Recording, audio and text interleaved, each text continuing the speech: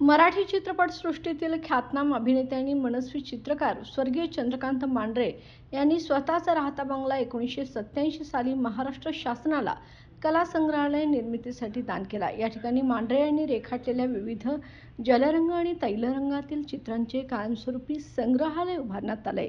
या संग्रहालयाच्या नूतनीकरणासाठी राज्य शासनाकडून 5 कोटी रुपयांचा निधी मंजूर करण्यात आला आहे। त्या अनुषंगाने या संग्रहालयाला आमदार अमल महाडिक यांनी भेट देऊन पाहणी केली। यावेळी मांढरे कुटुंबियांसोबत झालेल्या चर्चेत नूतनीकरण करण्याऐवजी संपूर्ण इमारत नव्याने उभारण्याची गरज समोर आली आहे। या संदर्भात शासन स्तरावर पाठपुरावा करण्याचा विश्वास आमदार अमल महाडिकांनी दिला आहे।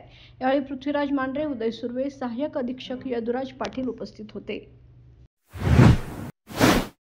बाळ, फ्रीजमधून श्रीखंड काढ ना। आम्ही पूर्वी घरीच बनवायचो श्रीखंड, त्याची चवच वेगळी होती। आता काय सगळं रेडीमेड। आजी, हे श्रीखंड खाऊन बघ। आज तुझ्या आईनं घरीच बनवलं की काय? हे आहे गोकुळचं श्रीखंड। अगदी जिभेवर रेंगाळणार। जिभेवरच नाही तर मनावरही रेंगाळणार। गोकुळ श्रीखंड, मनावर रेंगाळणार।